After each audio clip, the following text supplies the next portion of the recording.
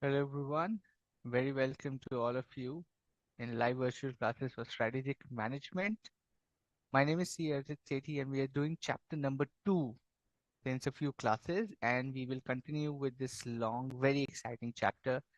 Very happy to see all of you here, okay, on the festive season. So the next 20 days are going to be festive season, and we can use our mornings to study and then enjoy the evenings for ourselves.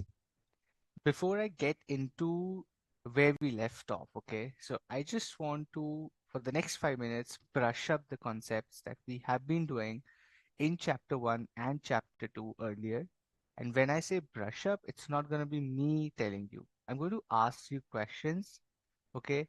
So all of those who are already here, just energize yourself and be active on the chat for the first 5 minutes, because I'm going to ask a few questions and see if you remember what we have studied. Okay.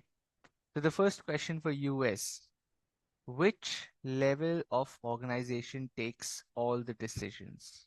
There are three levels in the organization. Okay. Which level takes all the decisions in an organization? Is it corporate? Is it business level? Or is it the functional level? Which level takes all the decisions?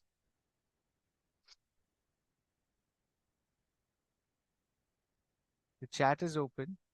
Okay. You can go and ask, or you can go and answer your thing in the chat box.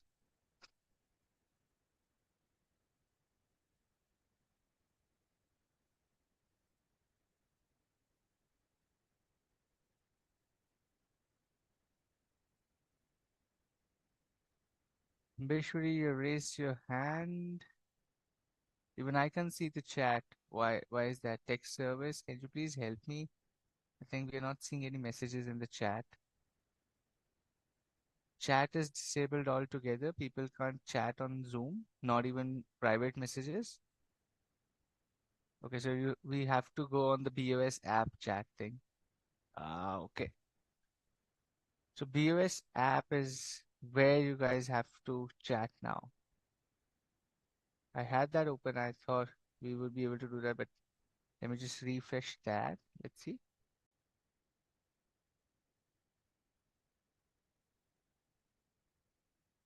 Okay. Let me just go there and see.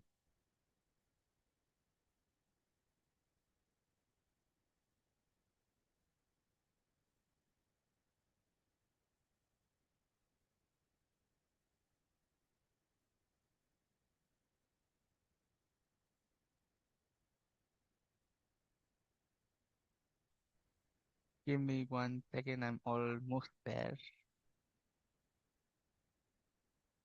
Okay, perfect. Now I see the chat. Very nice. Corporate level, corporate level, corporate. Majority of you saying corporate, external. What is external level, Nitin? I don't know what is external. There is no external level. There's an external environment or internal environment. There is no external level. Okay. Second question.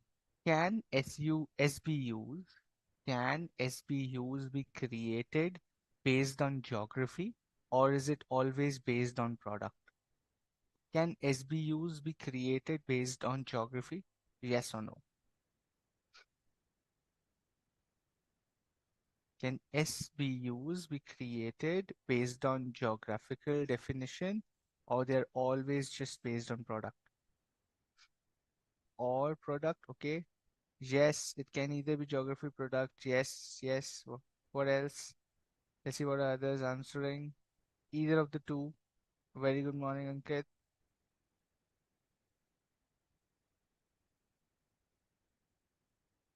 Majority people saying either of the two. Okay. Yes, SBUs can be created on geography as well. That's right. SBUs can be created on any scientific reason or rationale basis how the company wants to manage their portfolio, right? There is no set formula, but there has to be a logic why they are creating an SBU, the way they want to manage their business. Okay. Now let me give you another question. If if the strategic management people or people who are making strategy have interpreted the external environment in a wrong way or have misinterpreted the external environment, what kind of risk does it talk about? Okay. So if the strategy people have misinterpreted the external environment, what kind of risk are we talking about? The long term, the short term external, the long term external, the short term internal, the long term internal. What kind of risk are we talking about if the interpretation of the external environment is wrong?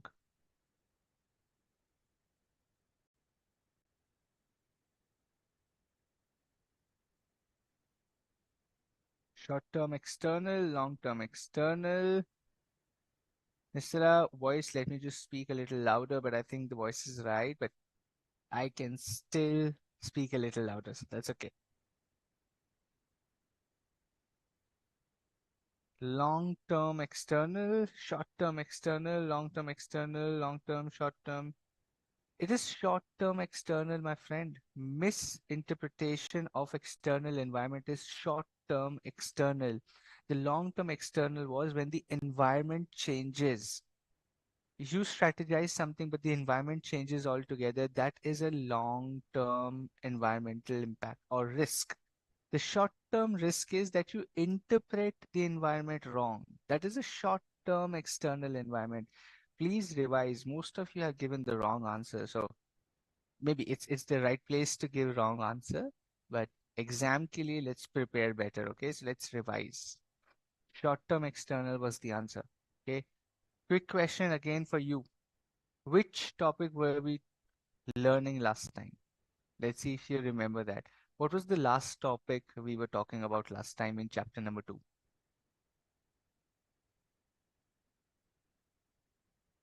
Let's see if you remember this.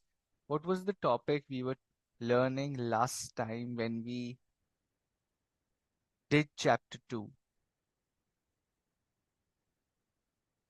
Macro environment. That is right. We were talking about macro environment.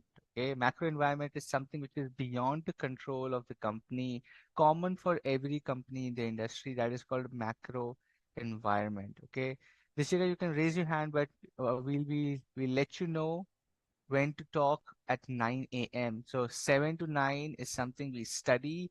9 a.m. we open for you to unmute yourselves and talk. Okay, so you'll have to wait till 9 a.m. please, so that the flow of the class is maintained. Okay, that's how we want to run the classes. You will get time. You can talk to me. That's not an issue, but at 9 a.m. please. Okay, so let's follow that. Awesome.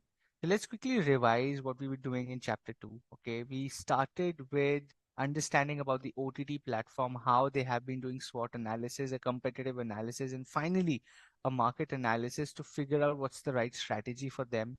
The two important situations considered for strategic analysis, number one was the industry and the competitive conditions, and second was an organization's own capabilities or resources or internal strengths and weaknesses, which is SWOT. SWOT is nothing but strength, weakness, opportunity, and threat. SWOT. That is what SWOT analysis is all about.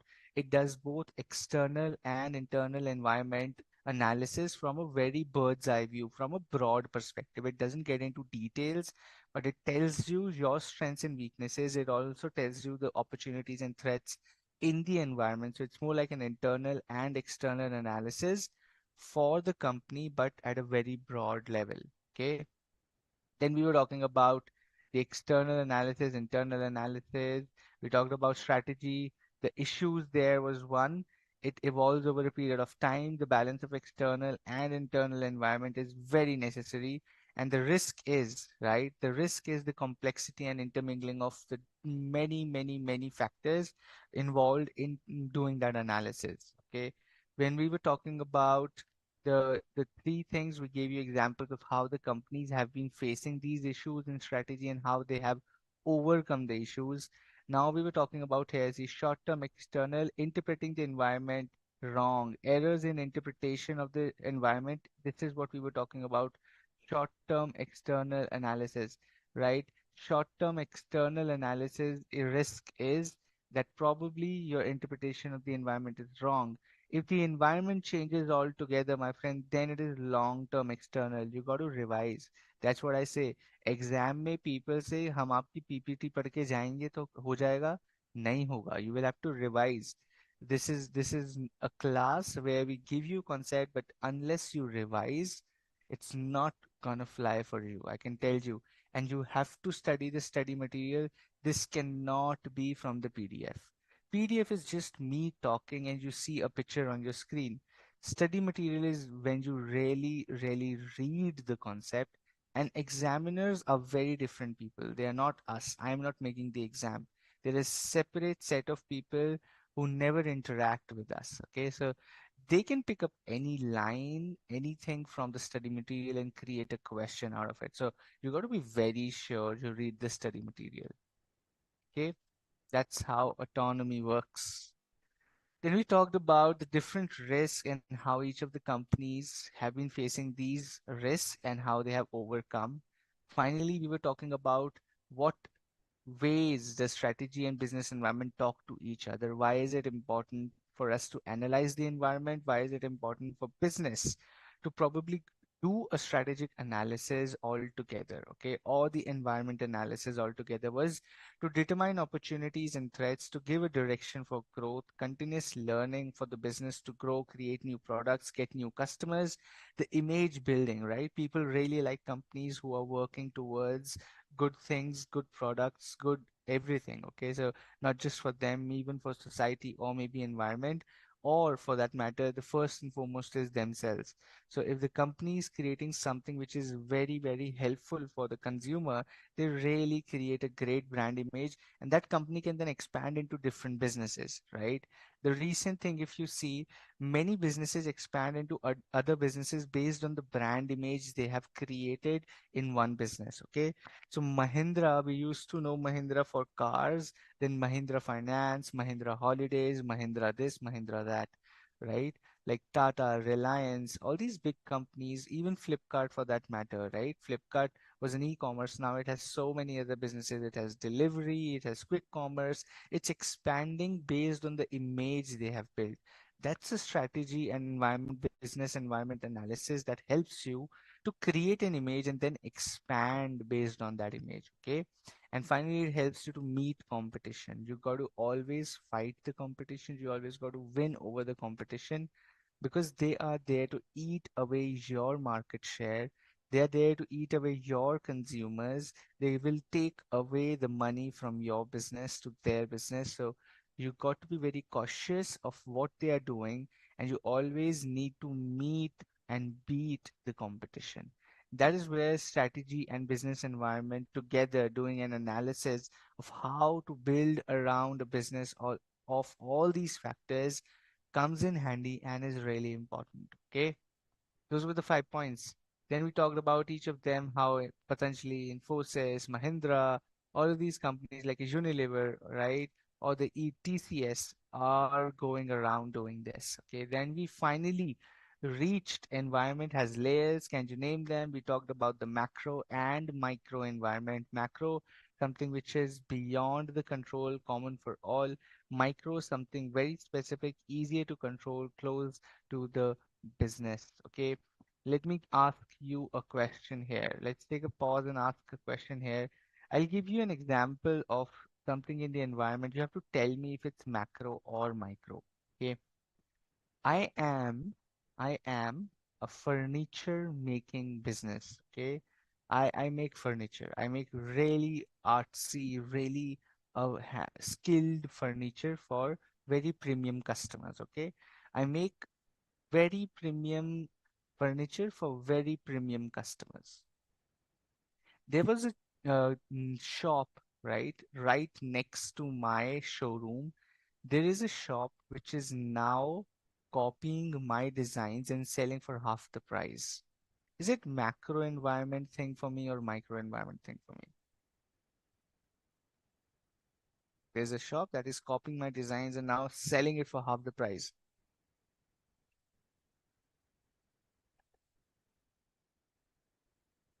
Is it micro or macro, my friend?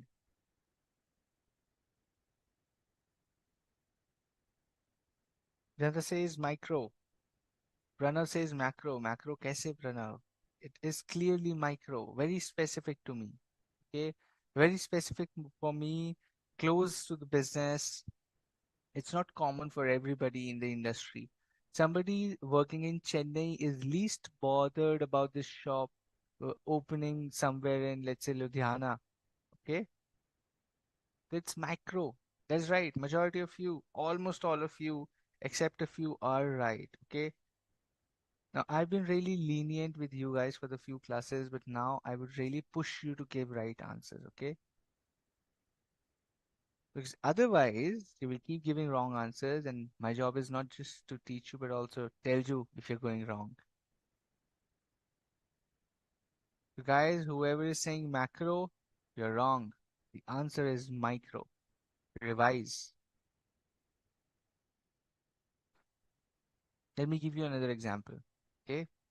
Let me give you another example. I was I am into, let's say, edtech business. I am doing an edtech startup where I teach physics to students online, and I have about 25,000 students online with me. Okay. I am an edtech company. I'm working across India. Tomorrow I get to know there is a big education minister. His daughter also started an edtech company. Think about this, okay? Very carefully. Tomorrow the education minister's daughter started an edtech company as well. Is this a micro environment element for me or a macro environment element for me? Let's see.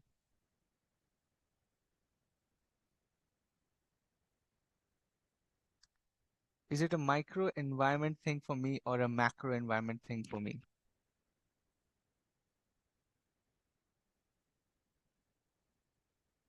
Okay, let me talk a little louder.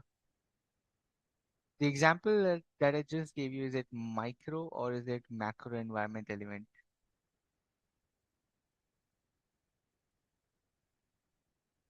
Micro. People saying macro as well. Nitin, Gerald, Sukaina saying macro, Pooja saying macro, Anirudh, Pallavi, Tejasvi, micro, micro, micro. Okay. Undu Modugulu saying macro, Bhumika saying is micro, Tejasvi saying micro, Satya saying micro as specific only to edtech companies. Okay. Okay.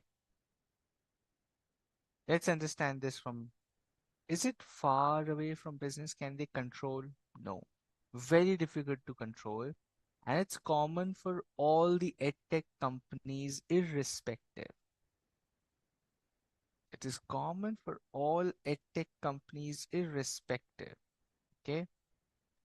Micro is, it is easier to control and specific to that particular company. Okay. But isn't this common for all the edtech companies across India? It's very difficult to control and it's far away from business, right? I can't really help it. If she's opening, she's the daughter of the education minister. I can't really do anything. She will have an unfair advantage anyway. So is it now micro or macro?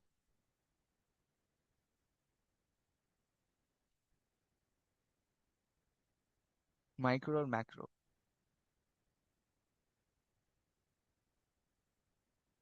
Santhya says macro. Pooja says it's not only going to affect my firm but the whole tech company, so it's macro. Ankit says macro. Now people are getting confused. Now Sukena, Dilip, Nitin, they're still sticking to macro. Vibhor says macro, common for all. Okay, my friend, the answer is the answer is micro, not macro. The answer is micro. Why? Why? Can somebody explain me? People who were saying micro, can you help me understand why you were saying micro? Macro people, I get to know. Okay. Macro people were thinking that it's common for all the companies, difficult to control, it's macro, very nice. People who were saying micro, why were you saying micro, my friend? Can you please explain why was it micro for your brain? It is micro because it is specific to that industry. Okay. Rana says very specific to that industry, so it's micro. She opening an edtech company does not really affect somebody who's doing a poha business. Somebody like Haldiram is least bothered about education minister's daughter opening an edtech startup. Okay, because it affect only one sector, micro for this case. That is right. What else? Very specific to the industry. But then people are saying, then how is it easier to control? You can't really control that. How is it easier to control? Tell me. अभी easier to control तो नहीं है, so how is it micro?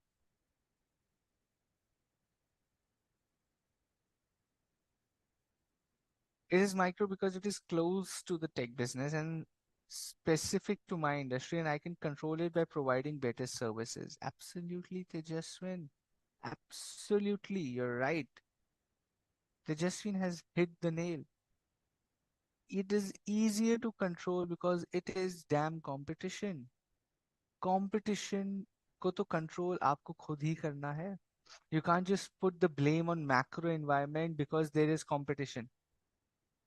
Now Tata Motors can't say, "Oh, Mahindra has given EV option. I can't control it, so let Mahindra win." No. Or should Hyundai just sit down and say, "Oh, okay, Tata and Mahindra are winning a car business race. What can I do? They are my competition. They are macro environment. वो तो Tata है. वो तो Mahindra. Those are Indian companies. Hyundai, I'm not an Indian company. What can I do? Not easy for me to control. So it's my macro environment." So is Tata and Mahindra macro environment for Hyundai, which is not an Indian company, because these are Indian companies and people prefer Indian companies today. So is Tata and Mahindra car a macro environment for Hyundai? The answer is no, it's a micro environment. And it is easier to control because it's competition. You got to control the competition anyway. That's your job, that's your business.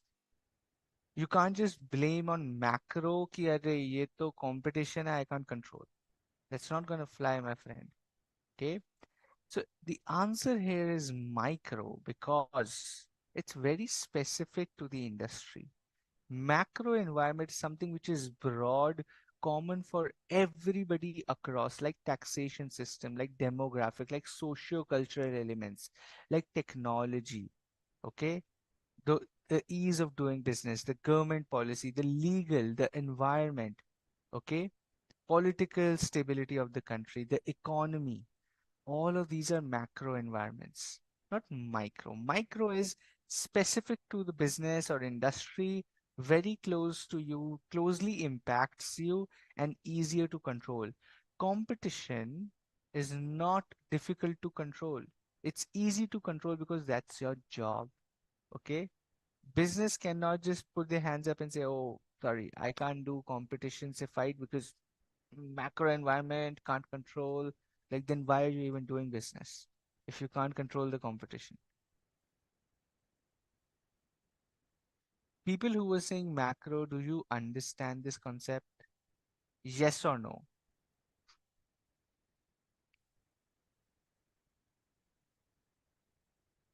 People who were saying macro, do you understand the concept? Nistara, this would be your network because nobody else is facing that lag issue. So maybe check yours once. But Hyundai is having manufacturing units in India, so coming under Make in India model. See again, you know, I know, even if they make anywhere, it's not an Indian company. Okay, they anyway going to send the money back to their parent company in uh, Japan, Korea, right? I'm not saying good or bad. I'm just saying the sentiment might be towards Indian brands. Just a fact from the market. Okay, awesome. Now you understand. Perfect. That's my job. That you understand. Okay. Five elements of macro environment. This is where we left off last time. This is where we left the class last time, which was demographic environment, socio-cultural, economic, political, legal, technological environment, right? These are macro environment elements, my friend. Now you understand the difference between micro and macro, okay? Let me speak a little louder. I think my mic is fine, my internet is fine. Maybe some issue with Zoom today, but that's okay. Let me just speak a little louder, okay? So demographics, socio-cultural, economic, political, legal, and technological. Let's take some examples, okay? Hardcore examples. Now, demographic environment, my friend, okay, demographic environment, aging population. Let's take a few examples of what does these each elements really mean for the business. If we have aging population, a business targeting health and wellness products may benefit from an increasing elderly demographic. Okay. Now they can focus on products tailored for the unique needs of old people. Urbanization, a lot of people moving from villages to cities to towns to experience urban landscapes, to experience urbanization, city life, right? An urban clothing retailer can capitalize on the growing number of young professionals moving to the cities, okay? Which is offering fashion that meets the lifestyle demands of a fast paced environment. Now, urbanization is all about people moving from village to cities. When a lot of people move from village to cities, all businesses in the urban areas can tap into this new market. Fashion, food, rental, real estate. People would need space to live. People would need food to eat. People will need clothes. People will want to uplift their standard of living. So, everything which relates to uplifting of standard of living, all of those businesses will expand with this macro shift in the economy or in the country. If a lot of people from tier 1 are going back to tier 3, then the industries in the rural areas of the tier 3 cities like real estate, sabse pehle, you would have heard, read about this. Cities like Dehradun, cities like Indore, cities like Vadodara, right? Cities in and near West Bengal, cities in and near Bhubaneswar, okay? Or in the south, if you go there, cities like Polachi near Coimbatore, or any other city in and around Kochi. All these places are booming in real estate. People are building societies, schools, in new areas, walking areas, very planned urban areas are coming up, like 50 kilometers, 70, 80 kilometers, 100 kilometers from the main city areas. Why? Because a lot of people are moving out of the city because of the traffic, the pollution, so much crowd, congestion. People don't want to stay in cities anymore. It's so much dusty. People feel unsafe. The traffic is bad. It takes 2 hours to go 10 kilometers. People want to move out of cities. You would see in and around Bangalore, a lot of people are moving out almost like 100 kilometers away from city hubs like a Kormangla area or something, and they're moving out because, and that's a demographic environment where people are moving towards tier 3, tier 2 places and urbanizing those areas. So new schools, cafes, food, real estate, all of these are business opportunities that are coming up in these areas. Okay, this is demographic environment. The second one is socio-cultural environment. What is socio-cultural environment? The cultural norms, the trends in the society that are happening currently are called socio-cultural environment. So number one being understanding the local customs and traditions, right, which influence. Number one is the marketing strategies of that particular product in that particular area, the product design, and maybe the customer service approaches for business. Okay, they should resonate with the consumer's cultural norms. It cannot be like the consumer gets offended by your marketing campaign. It should not happen that a lot of people are offended by what you are portraying your product as. So you need to understand the local customs and traditions. Number two is social media trends. Okay. What is happening in and around the social media can really help you define how you should build or market your product. Okay, now social platforms shape how people think, what people consume, what people want to do, what they want to buy or not buy, where they want to go. All of that is defined today by the social media trends. Okay, now you really need to adapt to this, right? The messaging and the engaging tactics to align with the social media dynamics. All of that is what marketers and businesses have to do. Okay, number three is economic conditions. Okay. The economic downturns can really lead to decreased consumer spending, okay, which impacts sales for business across the sectors. If the economy is not growing, okay, then the luxury goods, the real estate, the retail, everything will start falling. People, if do not have money in hand to spend, then businesses are not going to grow. People really need money in hand to expand their own lifestyles. They need money to spend on things they want to do. They need money to buy stuff. They need money to sell stuff. So if the economy is booming, if the economy is positive, the conditions in and around the country are positive, then it really makes sense for a business to strategically align and grow. Otherwise, they should just stabilize their business when the conditions are not so favorable. Okay. Number four, political legal environment. The regulatory compliances. If it's too complex to operate legally and politically in a country where there is a lot of political pressure, a lot of political goons come and ask for money, the legal system is so slow and bad that you really can't get over all the unfair things that are happening in and around, which hamper your business, then the environment is not very helpful for you to do business. And most of the businesses will eventually erode and the economy will start falling. So the political and legal environment really, really matters. It's a macro environment, it's common for all. The economic conditions are common for all. The socio-cultural elements are common for all. The political legal elements are common for all. चाहे edtech हो, चाहे smart tech हो, चाहे banking system हो, even if it's a vendor to a showroom, to a car company, to a manufacturing company, to any business that you do, all these factors are common, irrespective of the industry, irrespective of your consumers. All of this is common for everybody. Okay. Finally, the technological environment, the e-commerce platform, the digital space, the UPIs, the digi accesses, the digital India campaigns, the cloud computing, all of these are technological environment shifts that are happening, common for everybody. Everything is now e-commerce. So if you say I will open 20,000 stores in the next 10 years, dude, then probably you are missing out the technological environment, because e-commerce platforms are giving you really cost-effective cloud kitchens. The new thing in food industry, the cloud kitchens are happening. Cloud computing in IT sector is booming like anything, because you have servers to really support your websites and apps and all the activities that are happening online. So five micro elements or five macro elements which are common for all, irrespective of the industry, irrespective of what they do: demographic, socio-cultural, economic, political, legal, and technological environment. Okay. Any questions so far?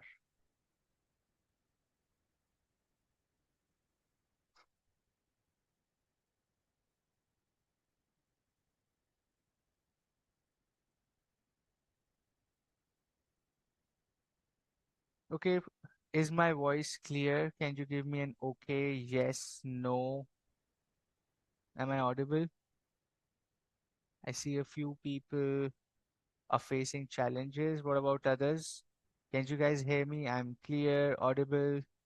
Can you let me know in the chat, please? Very clear, very clear. Yes, voice is okay. All right.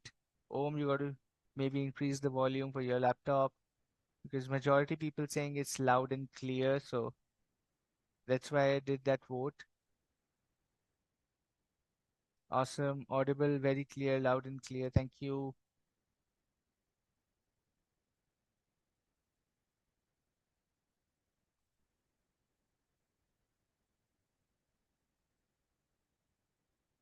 Great. The question now was, Do you have any doubts, any questions, or all clear? If it's all clear, we move on to the next topic.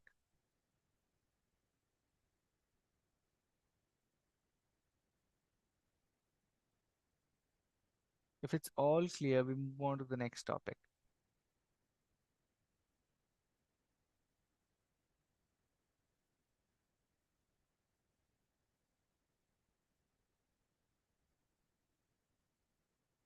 All clear? Very nice.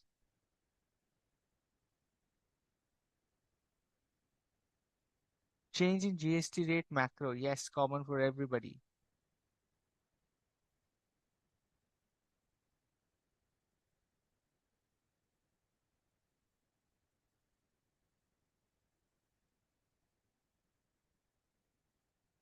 Okay, wonderful.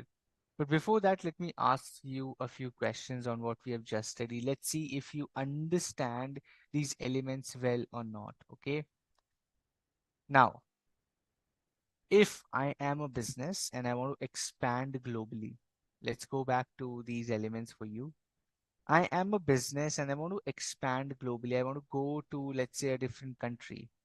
Which of the following macro elements would I check number one? So I have to do everything. I will do everything. But what's that number one element that I will look first for?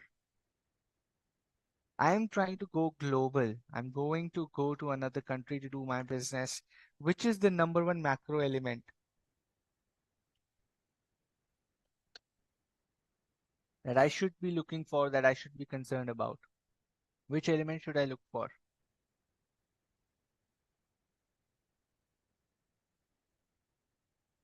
Economic, political, absolutely right. Even before demographic, I have to look at economic and political conditions, right? पता चले वहां गए देश ही खत्म हो रहा है. Okay. Another question for you. Very nice. The answer was political and legal. Next question for you is, I am a company and I really, really want to invest heavily in making a new product, which is one level up in terms of productivity for the consumers. Okay. I want to invest in innovating a product, okay, which the consumers really look forward to or can really help the consumers. Which two, not just one, which two macro elements should I be looking for? I want to invest in innovating a product for the consumers, which really helps them make their lives easy. Okay. It, I want to create a product for them which eases their life. Which two macro environment elements should I be concerned about the most? Which two macro environment elements should I be concerned about the most? Think about this.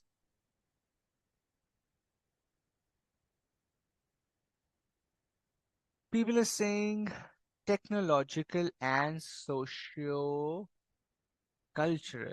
socio-economic. Which is socio-economic? Socio-economic कोई भी नहीं है. Technological and socio-cultural. Absolutely. The correct answer, 99% of the people have given the right answer. Socio-cultural and technological. You're going to invest in technology, read about the technological environment. Do people really need that? Social media trend, do they really, really need that? Is it a trending thing? People want it. Socio-cultural environment. So you got to study both these elements for creating that new product. Okay. Very nice. Very happy that you guys are giving the right answer. A retail company is facing challenges because the minimum wages rule in the country was changed and the cost of the company now increased. Which macro environment element am I talking about? The minimum wages of the labor were increased.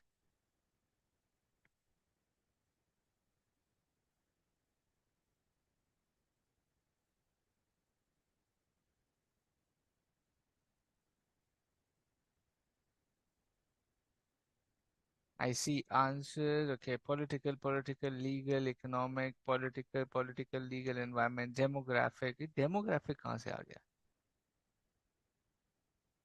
Economic, no. Demographic, no. People who are giving the answers demographic and economic, read carefully. Listen to the question carefully. The rule of minimum wage changed and the cost of the company increased. Which macro environment element am I talking about? The correct answer is political legal because the law changed. Minimum wages rule, the legal thing, the law of the country changed, my friend. When the law changes, it's a legal environment. Okay? The correct answer is political legal.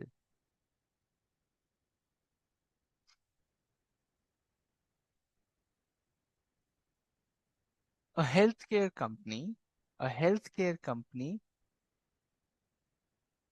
created a new surgical equipment. Okay, listen to this carefully.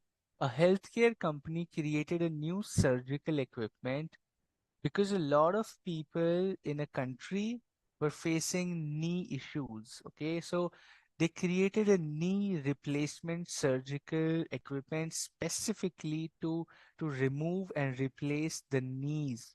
Okay, which environment are we talking about here? What environment did they study to create this product? Which environment did they study to create this product?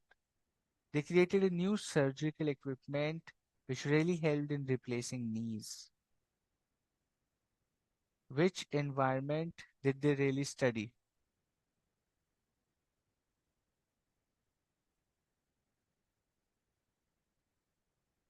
Majority people saying demographic. Let's see. What else do we get? Demographic, technological, demographic. The correct answer, my friend, I'll give you another 5 seconds. I'll let others give the answer as well. Last 5 seconds. Five, four, three, two, and one. Okay.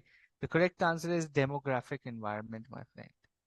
Not socio-cultural, not technological. They've already created, no? Technological environment की जरूरत नहीं है. They have already created because they have understood the characteristic of the population. The characteristic of the population, which defines the market size, helps identify the trends. A lot of people are facing knee challenges. Dude, go and create a product. The market is huge. The market size is huge. The population is needs knee replacement. Do that. Demographic environment. Okay. Very, very nice. One last example. Okay. One last example. I am a business. Okay. I am a business and my co-founder. Okay. I'm starting up a business. I am doing a startup and my co-founder left the company. My co-founder left the company in the middle saying that what we are doing is not going to work. She was not confident in what we were doing as a business, so she left the business. What kind of environmental setback is this for me? What kind of environmental setback is this for me? Is it demographic, sociocultural, political, legal, technological, or economic?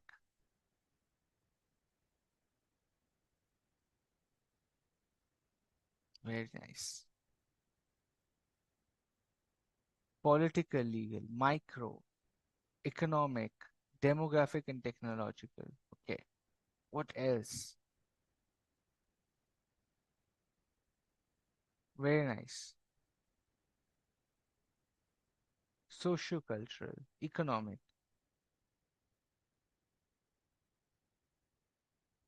sociocultural, political. What else? Sociocultural. Okay.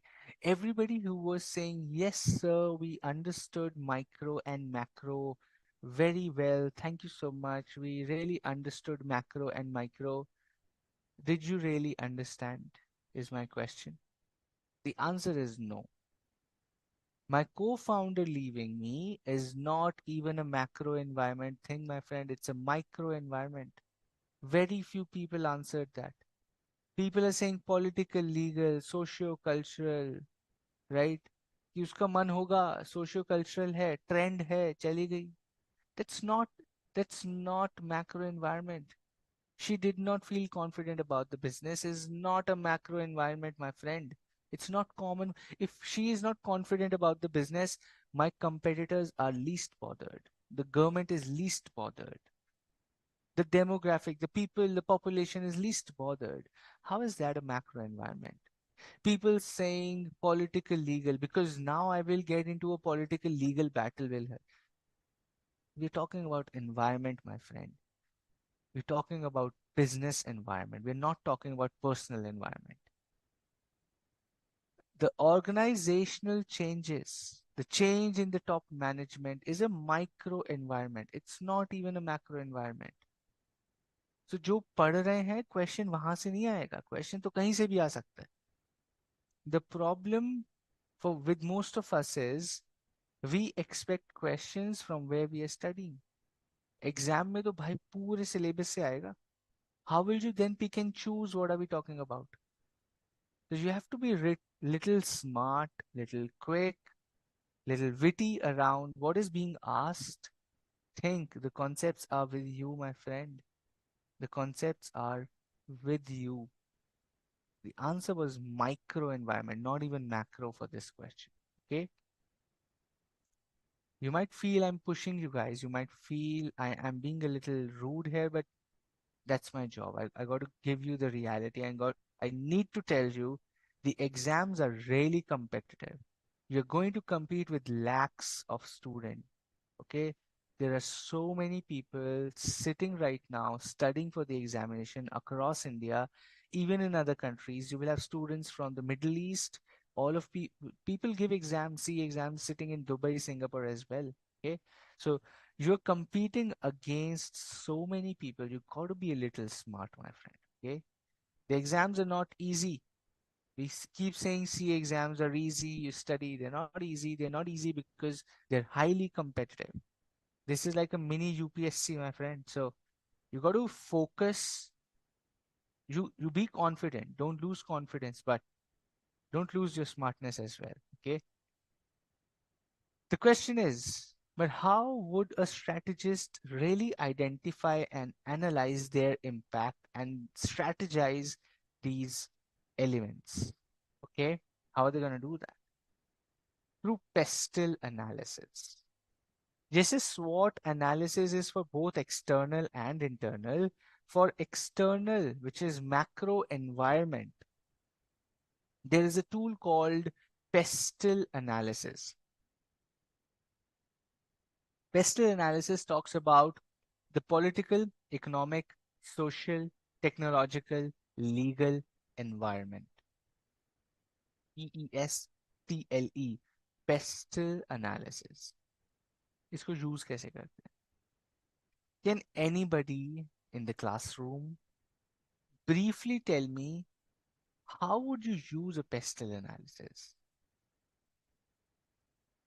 ठीक है, full form हमें समझ आ गई, macro environment we understood. How will you use a pestle analysis? कैसे use करोगे? What does this mean? Use pestle analysis. क्या करूं? What do I do? I want you guys to answer. How to use pestle analysis?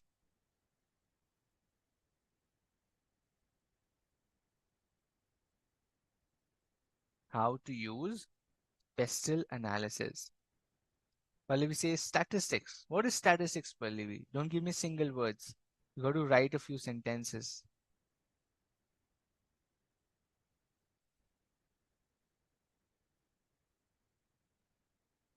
Environment scanning. Big words. to cope up with changes in macro environment. When we start a new business or expand, we use the pestle analysis. The question, my friend, is how do I use pestle analysis? Not where do I use pestle analysis? The question is very simple. How do I use pestle analysis?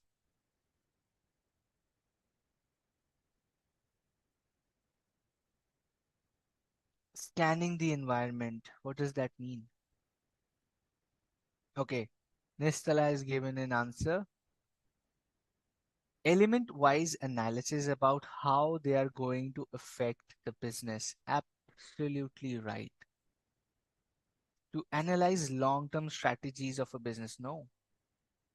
Planning for business seen pestle. How? That was the question. By data analysis. What data? Analyzing for gathering information and top level can take decisions whether to enter a new market or not. It's not just about new market, it's about whether you really want to stay in the market or not, or is the business doing the right things. For analyzing trends in the market and accordingly making strategies. Absolutely right. It's about analyzing each element, my friend. Simple hai. Why are we making complex?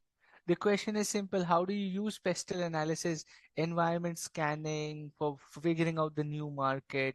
The question is how. And the answer was by analyzing each element. How do I do that? Do you guys know Bisleri? Have you heard about the brand Bisleri? The water bottle, the water company. Have you heard about Bisleri? Yes or no? Hands up, okay, emoji. Anything in the chat works. Have you heard about Bisleri? Yes, absolutely yes.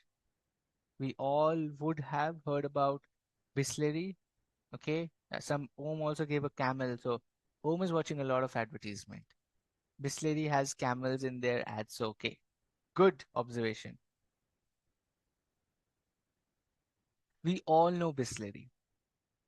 Now, Bisleri wanted to do a pestle analysis. ठीक है? Now, wonderful. Okay, company में बैठे हैं chartered accountants, so many chartered accountants, okay, sitting in the company, and the company leadership says, okay, boss, are we doing the right business? I see a lot of new brands are coming into the market. Okay, I'm sharing with you how the board meeting happens. The board meeting happens where a lot of leaders are sitting and saying, boss, listen, see, we were doing 10,000 crores of business last year. We're just doing 10,500 crores, which is like very small. We're just increasing our business by 5%. Doesn't make sense to me. We should grow by the population is growing so much. The need for water is growing so much. People are traveling so much. तो water bottle का business तो बढ़ना चाहिए. The business of water bottle or bottled water should increase because people are traveling, the population is growing, people have money to spend, people are health conscious, they cannot just drink water anywhere and everywhere. So my business should grow. What is happening? What is happening in the macro environment that is hampering my growth? What is happening in the macro environment? Because everything internally is good. My business is good, my people are good, my things are innovating, my supply chain is robust, my competition is also doing fairly good, which means the market is growing. Okay, everything internally is fine.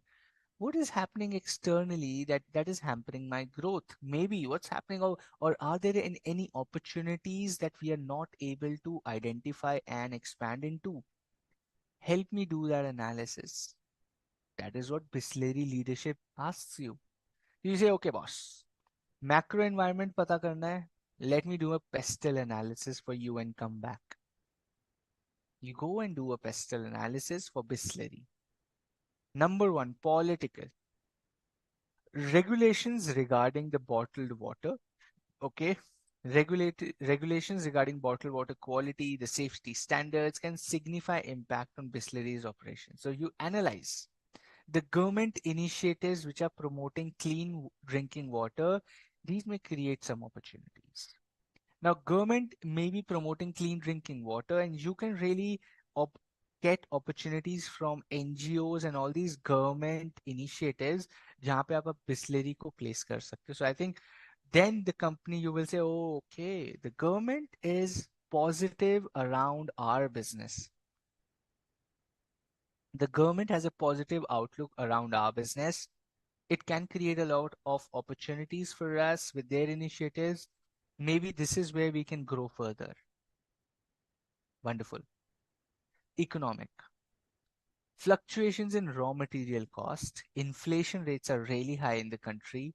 Consumer spending power has increased, but that's influencing the distilleries' pricing strategy and profitability.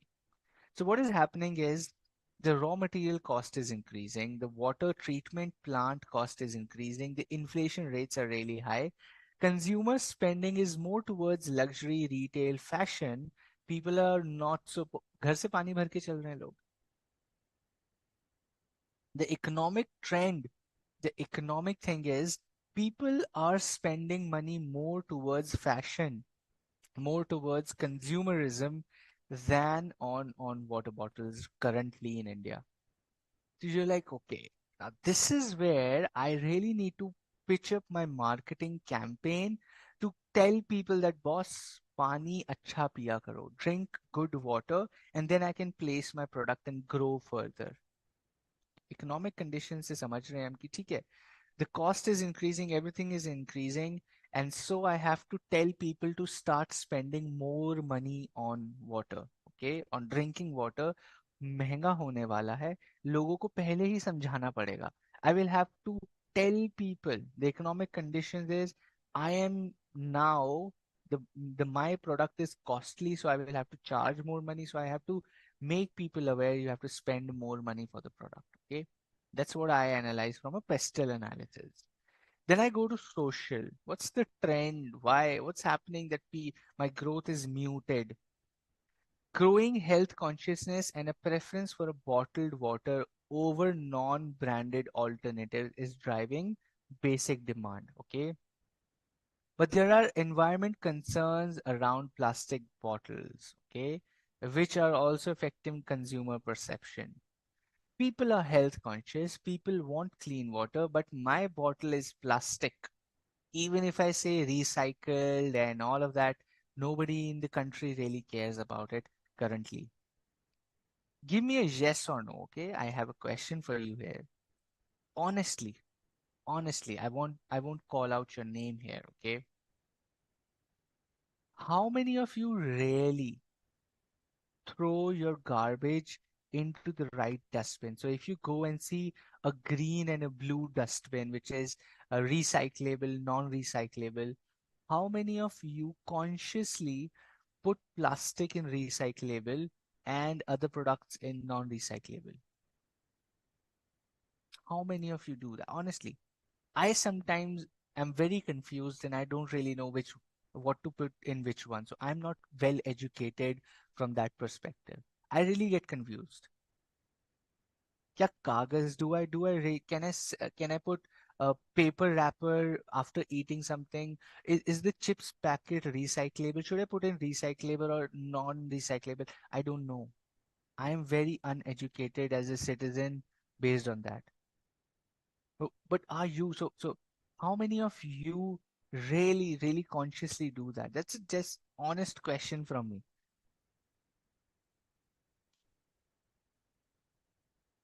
Mostly there are one unified dustbin. Okay, so another there's a common one. Okay, some of them say yes to do good people, right? Most of us don't even do that, right? Exactly. We just throw it in any dustbin, yellow, blue, green, कोई भी हमें क्या हम तो dustbin फेंक देते हैं. So again, that's what I'm saying. It's very confusing at times. Okay, if the bins are separate, you do that definitely. That's very good. You throw in the appropriate bins, Deepak, very nice. But again, see, that's where I'm coming from. The social trend is people are conscious, but people don't really know. I would want to save the environment, but how? I don't know. I'm too lazy to do that. So even if people are health conscious, people are not very, very aware, and environmental concerns are like, even if they think यार बहुत ज्यादा plastic use कर रहे हैं हम तो, we are using a lot of plastic and they're apprehensive to buying a lot of plastic bottles. That's a social trend. I can give you another comedy or probably funny trend that most of the people feel with plastic water bottles is when you buy a plastic water bottle, okay? From an Indian context, we do not throw the bottles. We bring them home. We keep them with us for 6, 8 months. We reuse those bottles. We fill those bottles again. We carry those to our offices, colleges, and schools. We don't really throw those bottles. Okay? We don't really throw those bottles. And that's a problem for the company. That's a problem for the company. And that's also a good thing for the company. It's a problem for the company because now what is happening is people are not throwing away the bottles, so I will have to produce new bottles. I can't recycle bottles because people are not throwing only. And the good thing is my bottle is being advertised everywhere. Even if the water is not mine, people are filling their own water, taking my bottle, so I'm advertising it anyway. ये Bisleri का पानी है. The bad thing is I'm not getting bottles back, recycled ones, which can save a lot of cost. I have to make new bottles every time. So that's again a business dynamic that strategists have to play around. Okay. Just sharing has nothing to do with macro, but think about this. That's how businesses work. Going to technological. Okay. Advancements in water purification technology and automated bottling processes have enhanced production efficiency. Now, digital marketing strategies are also playing vital role. So, what's happening technologically is digital marketing campaigns are a way to go for the company, which we might not be doing. So, this is where further growth and opportunity can come from. Legal, okay? Compliance with water extraction and packaging laws is critical. Where you're taking water from? You're taking water from the rivers. How are you treating it? Where are you throwing the wastewater, the dirty water? Where are you extracting that? Where are you what things or how are you managing pollution, especially water pollution is a big, big regulation. You got to be careful around. That's your legal environment. And finally is the environmental, okay? Now, increased scrutiny on plastic usage and waste management practices affects Bisleri's sustainability initiatives, right? You have to be very careful of the environment, the laws around environment and the environment as a whole itself. That is pestle analysis for Bisleri. Okay, that is how Bisleri does its pestle analysis. Okay, let's go to the next one, which is Sagar Ratna. Have you heard about Sagar Ratna restaurant, the South Indian restaurant?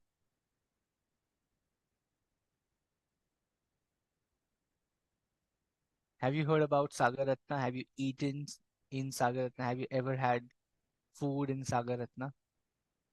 It's one of the biggest, India's biggest South Indian restaurant chain.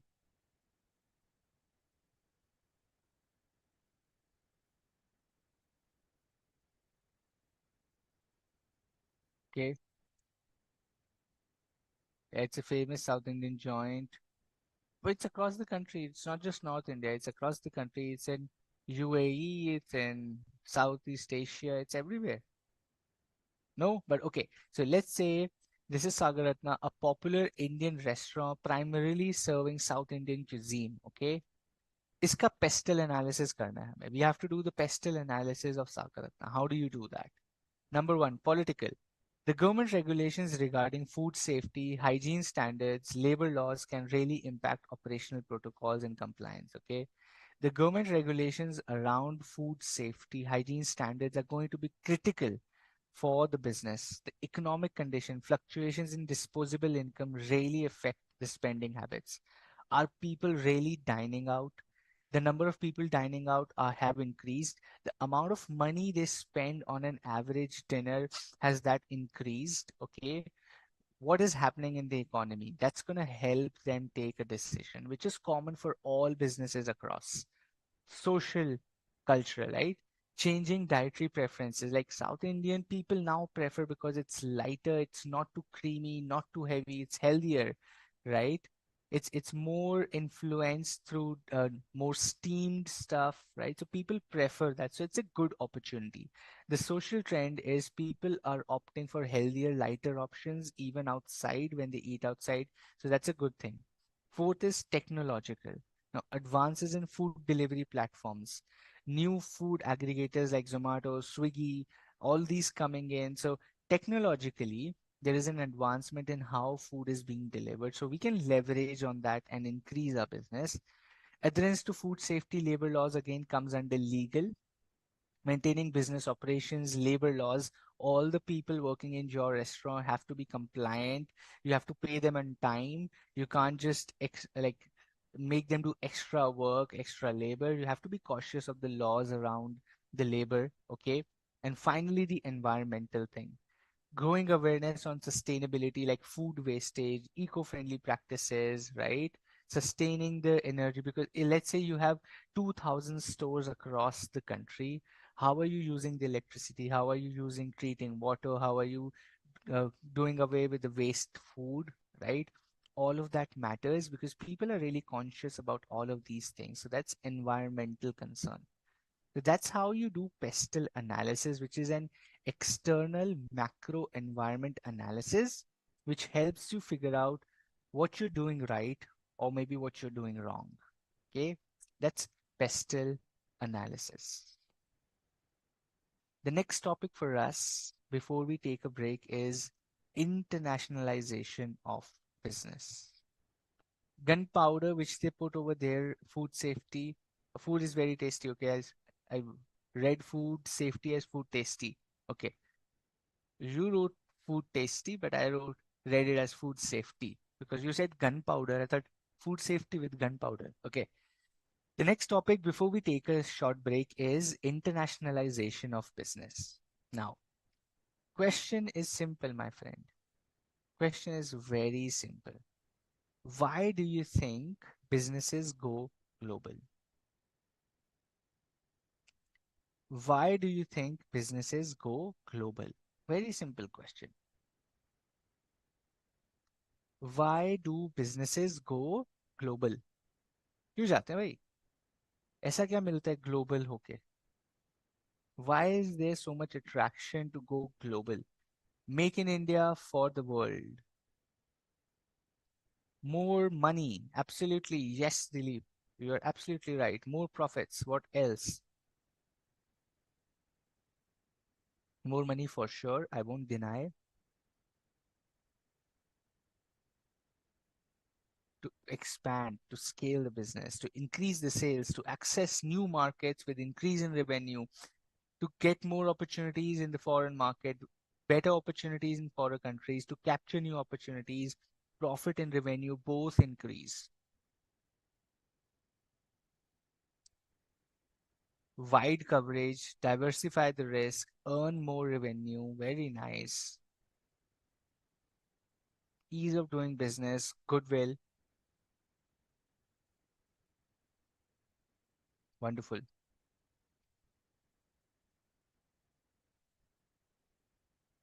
To attract new global customer markets, increase in economic growth. All persons use this product. Okay. Some companies on your screen, my friends, some companies on your screen, which are Indian companies which have gone massively global. Some Indian companies which have gone global and doing absolutely great globally are on your screen. Okay. TCS, Tata Consultancy Service, Wipro, Vedanta, Airtel, Reliance, many more, thousands more, PVR. Okay. These are big, big companies which have Indian companies which have gone global and they have beaten global competitors as well. They are way ahead of global competition, right? The local companies in those countries are way, way behind our Indian brand. That's the power of going global, where you can go and exploit the other market with your prices, with your quality, with your product knowledge, with your experience. Okay. Bhavna, you would have written wide market, but you've just written wife market. Okay. Expansion of business, I'm just joking. Okay. Increase GDP, increase employment. Absolutely right, Bhavna. You're right. Foreign currency. You're in a batsuk and are talking like a chartered accountant. Forex में पैसा कमाएंगे अपने आप 80 times हो जाएगा. If you make $1, that is 85 rupees. Very simple. Every dollar earned is equal to 85 rupees today. So मैं तो 85 times the revenue हो गया simple घर बैठे बैठे. So simple. Your revenue is just 85 times. If you are in UK, 100 and 506 rupees a pound, you make 1 pound, 100 rupees हो गए. 100 times revenue तो इंडिया में ऐसे ही convert हो गया. With that, before I take a break, I'll share this with you. Maybe this will help you. When I was sitting in campus placement after completing my CA, okay, so I was sitting in the CA campus placement. I got placed through campus, okay. The question I was asked was from an MNC Indian company which had gone global. The question was, we make money in foreign currency, okay? We make money in dollars. We are an Indian company. We make money in dollars. Every time Indian economy does bad, Indian economy एकदम गिरती है, जब नहीं चलती है, एकदम बर्बाद होती है, we make even more money because the dollar price starts increasing. So when the rupee devalues, जब पैसे की वैल्यू गिरती है, रुपी की वैल्यू गिरती है, I make more money because the dollar value starts increasing and I still continue make money in the dollars. So my revenue starts increasing when the country goes down. When the country goes down, I make more money. Okay. As the business head of this company, as the CEO of this company, what should I do? What should I do so that my country is also not hampered and my business is also not hampered? That was the question I was asked in the interview. Very fair question, right? देश गिरेगा तो मैं ज्यादा अमीर हूंगा. When the country economy fails, I become richer because I make money in dollars. What should I do as a business head so that my business keeps making good money with this thing, but my country is also not impacted? What should I do? That's my question to you before we go on a break. That was my interview question. The final round with the business head. This was my campus placement question. आप होते तो क्या answer करते? Had you been in my place, what would you have answered? Had you been in my place, how would you have answered the question? Yeah, I cleared the interview. I cleared the interview. I was selected, but this was the question.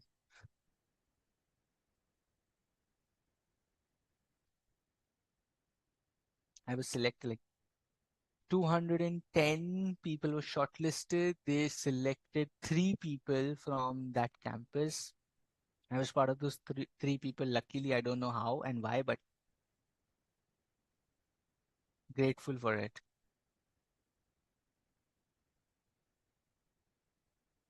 Tejaswin, that's a fair question. All these companies that you see on the screen make more money when the country fails. So TCS, Wipro, Airtel, Vedanta, when the economy of India fails because they're charging dollars to foreign customers and bringing money back to India, तो इनके तो मजे आ जाते हैं. If rupee today is 85 rupees, TCS is charging, let's say, $5 million from a US client. वो तो आज भी $5 million ही charge कर रहे हैं. कल भी 5 million कर रहे थे. But yesterday it was 83 rupees. Today it is 85 rupees. So they are just making 10 million. 1 crore रुपए एक्स्ट्रा कमा लिए उन्होंने सिर्फ देश की इकोनॉमी डाउन होने की वजह से. 1 करोड़ रुपीज एक्स्ट्रा उन्होंने घर बैठे बैठे कमा लिए. ₹2 एक्स्ट्रा फॉर $5 million. तो 1 करोड़ रुपए हो गए. कुछ नहीं किया. The rupee devalued and they make 1 crore rupees more. Now imagine a company which operates at $25 billion.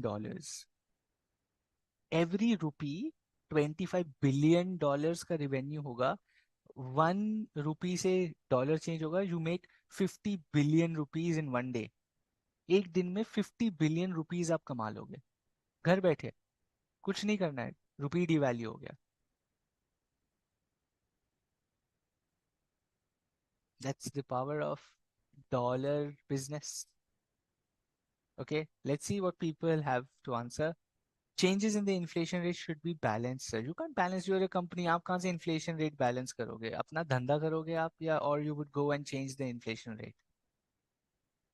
Business in both countries so that benefit can be attained in both. Okay, Pallavi, that's a good answer.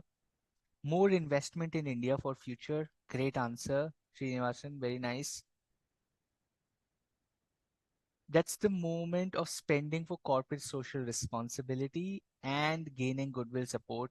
India, Aditi, fantastic answer. They need to pay proper tax and they should do more social activity for the country. Great. But when they make more money, forex of the country increase. Okay, very nice. Providing best customer service. Okay, if they're earning more money, tax will also increase. Earn money from foreign and reinvest in India. Great. This is the benefit of globalization. Okay, hedging strategy. Indian forex reserve will increase. Very nice. All of you are giving the right answers. I also gave this answer.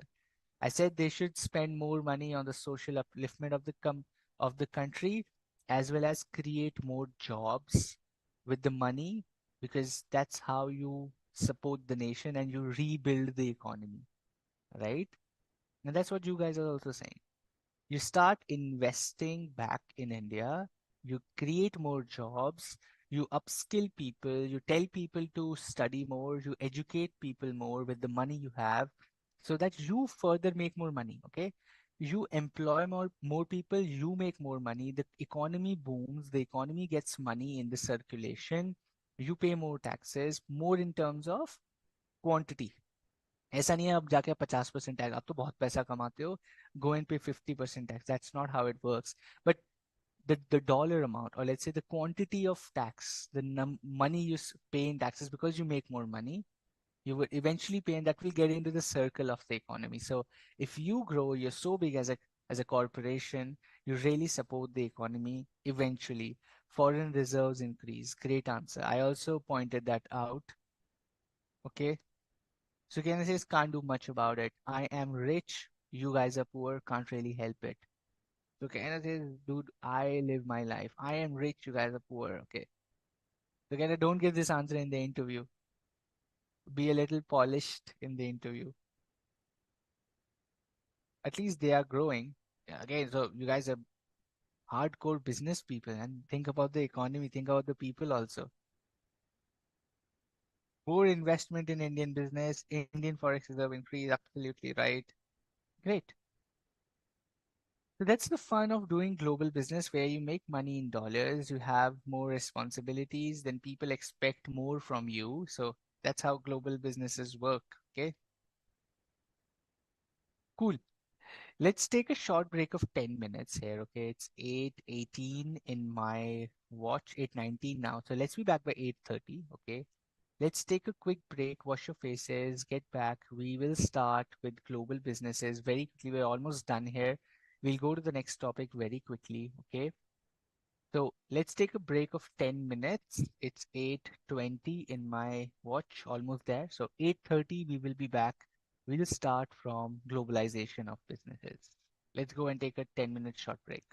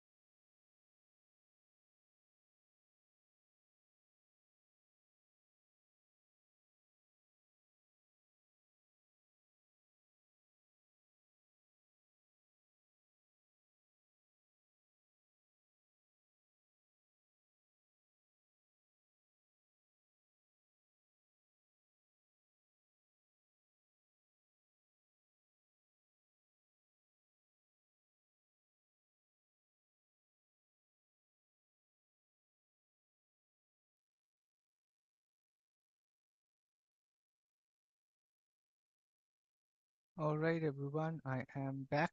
I'll wait for another 2 minutes for you to join back as well.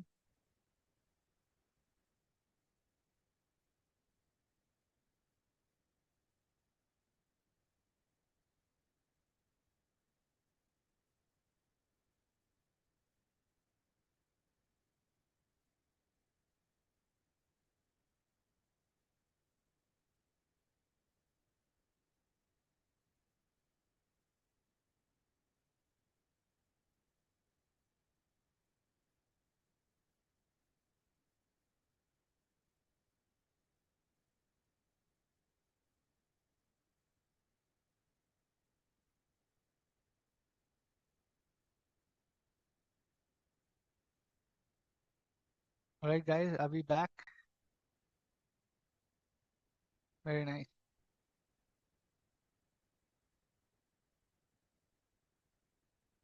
Any questions, anything that you feel, we'll open up the chat in the next 30 minutes, or then you can unmute yourself as well and talk, right? I just got logged out of this thing. Give me 1 second. Here we go. Should sign in. Right. Okay. So we are talking about global companies, okay? And we have talked about some of the big brands in India that have gone global. Okay, I am just getting into the chat room again. It asks for a sign in. Should be in. Okay, please log me in. Okay, great. So we are talking about global companies which have gone and done big things globally and how the dollar value probably plays a big role in that. Okay, but what you also know is it's not just about the market size, okay? What it also offers is something beyond that, okay? It's not just what we were talking about, market size increases, the revenue increases, the profits increase, but also what increases is access to resources. What also increases is the reduced time and distance with the faster communication, the internet, cost reduction as well. Now think about this. Why are so many Western companies coming to India for manufacturing? Why are they going to China for manufacturing? Why are they going to Vietnam for manufacturing? Why are they going to Thailand for manufacturing? Why are they going to Bangladesh? You would have seen big brands like H&M and Zara. You would have seen made in Bangladesh tags on their clothes. Why are these companies going to countries like a Bangladesh or a Vietnam, Indonesia, Philippines, India for that matter, right? Because of cost reduction. The labor is relatively cheaper, the products are relatively cheaper to produce, even after including the freight, they are cheaper. Think about this. भाई Vietnam में सामान बन रहा है, you have to transport from there to everywhere in the world. There's going to be a cost of shipping, cost of loading, all the supply chain cost will be there. Still it's cheaper. So imagine how cheap it is to produce these products in these countries. Okay, cost reduction, sales and cash flow, services and economic integration. In like what's happening is today's service sector's global prominence. Like we just saw TCS, Wipro, Infosys. All of these are relevant to global countries as well, even if they are from India. It's not like you are from India, so you can't serve a Western customer. You can serve anybody, anywhere in the world. The world is an open place. You can go and do that. Okay, that's the integration that has happened globally, and that's what's helping all these companies to go hashtag go global, right? What I've mentioned here is why do businesses hashtag go global? Okay, ease of forming strategic alliances as well. Starbucks coming into India through Tata Alliance. Okay, Tata Starbucks.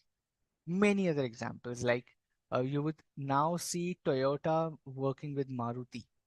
Okay. Today, if you see Toyota in India, they're working with Maruti. Like Maruti Suzuki was earlier, now it's Toyota also joined in the Maruti group. Then MG, the MG Hectors and all these cars from Morris Garages.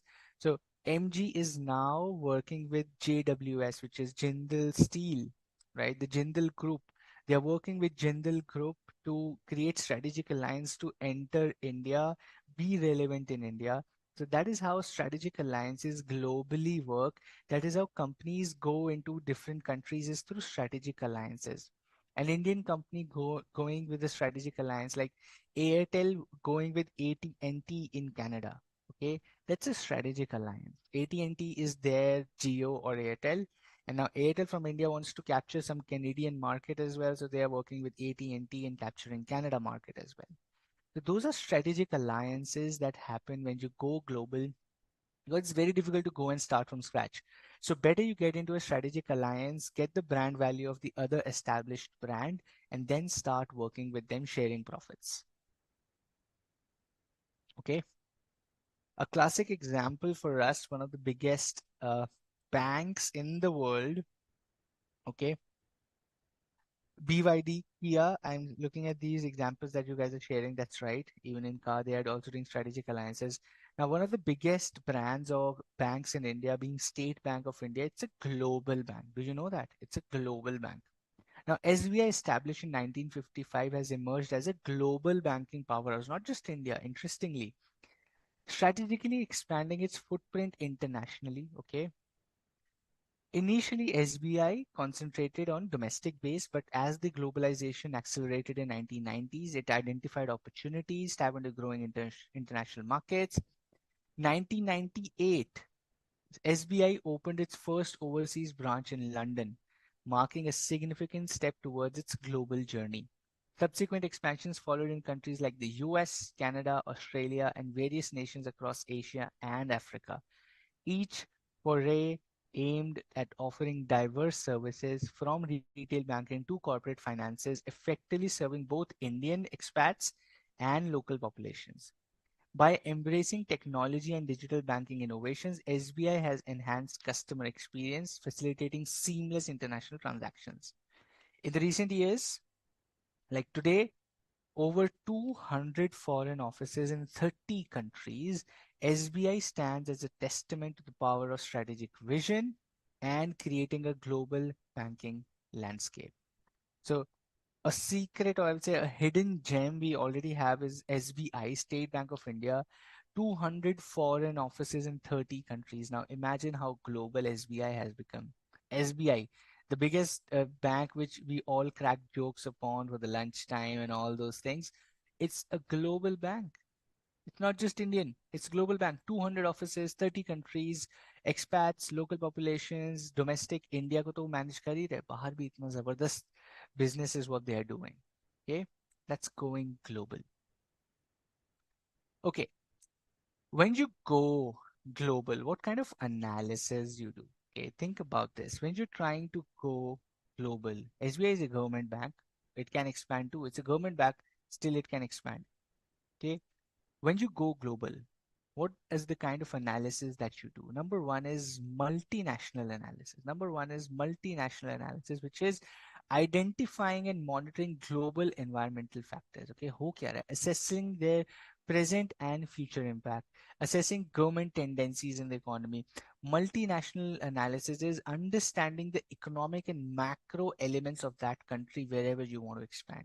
Second is regional analysis, in-depth evaluation of the critical factors of specific geographic region. You might think the country is nice, but the country has regions. Every region is a different way of operation. For example, my friend, Abhi, if, okay, let me give you an example. A brand from UK, okay, a brand from UK wants to come into India. How it operates in India, let's say how it operates in Rajasthan versus how it operates in Tamil Nadu. Is that going to be different or not? The factors for the business to consider working in Rajasthan versus consider working in Tamil Nadu. Will it be different or not? India तो same ही है उसके लिए, वो तो कहेगा wow India 150 crore people, Modi ji सरकार, great economic trend, market is booming, great people, great food, yeah, India, everything good. But how that thing works in Rajasthan versus a Tamil Nadu, how it works in the northeast like a Sikkim, Arunachal Pradesh, a Nagaland versus how things operate in Maharashtra, let's say Mumbai. Things are different. The demographics are different. The macro environment is different. The political stability is different. The economic opportunity is different. The technological development is different. The ecosystem is different, right? So similarly, multinational analysis करने के बाद you do regional analysis. If you're going into Canada, if you're going to Vancouver versus you're going to Toronto, okay, or you're going to Ontario, दूसरी state में city में जा रहे हो, they are very different. How people in the US operate in California, Massachusetts, and New York is very different from how people operate in Texas or Florida. How people operate in Italy, European countries are the best to work, European life culture, we all talk about it. But how people work in Italy is very different from how people work in Germany. अभी आपने multinational analysis तो कर लिया, but regional analysis is equally important where you get into the depths of the market where you will be operating. Okay, very different, and you have to get into the depth. And number three is country analysis. Okay. Now, country analysis is when you figured out everything, multinational analysis or regional analysis, then you figure out the entire country as a whole. Bhai, can I expand from this region to further regions within the country as well or not? Okay. Can I customize myself in this country? Is this country's broad laws helping expansion, growth, external people? Are they welcoming the external business people to operate and make money here? What are the strategies I can use, strategic alliances I can get into? What are the cultural dimensions, the political dimensions of the country that can really help me expand? All of that analysis goes in when you're doing a global expansion. So it's not easy to just say tomorrow I want to go global. The kind of analysis you got to do is immense. The kind of analysis you have to do is too much. It's not as easy as it looks, my friend. Okay, going global. Very nice. Going global is clear. Give me a yes, okay, a cool, whatever. In short, we can say country analysis coincides with pestle. Absolutely, yes. True, true, true, true, true.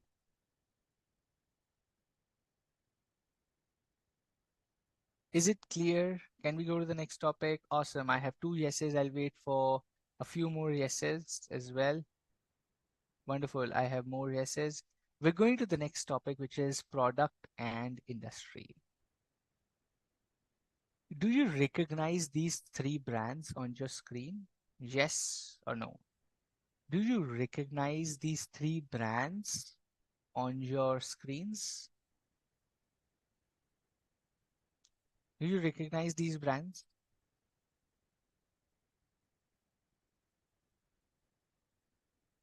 Yes, you do.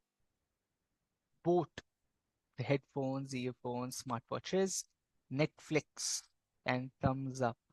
Okay. We all recognize these brands. We all recognize these brands. But why?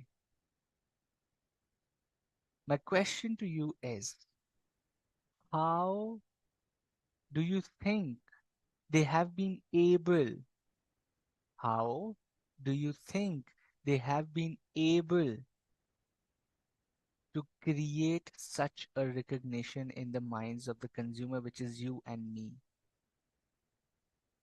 How have they been able to do this? You may say a photo देखिएगा तो oh Netflix. Nowhere Netflix is written. It's just written N. It can be anything. It can be Tata Nano. It can be Nathulal Sweets. But no. I look at this N and say, oh, this is Netflix. How is that happening? How is that happening? Differentiated themselves. Wonderful. Okay, because we have consumed their products. They have reached us. They have a reach. They have a consumer reach, right? Marketing strategy. Wonderful. Because of advertisement, because of accessibility, because of consumer presence, because of differentiation. All of this, right?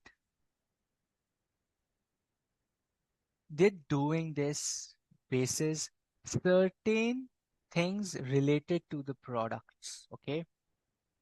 How do you create a differentiated product? How do you strategically create a product which resonates and the consumer remembers just by the look of it? Number one, tangible and intangible products. Okay. We will learn about product and industry in this topic. What is a product and what is an industry? And how do you strategize within these concepts? Okay. Now, a product can either be tangible or intangible. A product can either be tangible or intangible. Tangible products are like books, cars, headphones, right? All the Bisleri bottle or everything. These are tangible products. Intangible products are which are not physical goods, like your Netflix videos. You can't touch those videos. You can't feel those videos, like touch and feel, but you can access those videos, right? Or like a TCS service or an Infosys Wipro service. These are not tangible assets, but intangible products offered to the customer. Number two is pricing dynamics.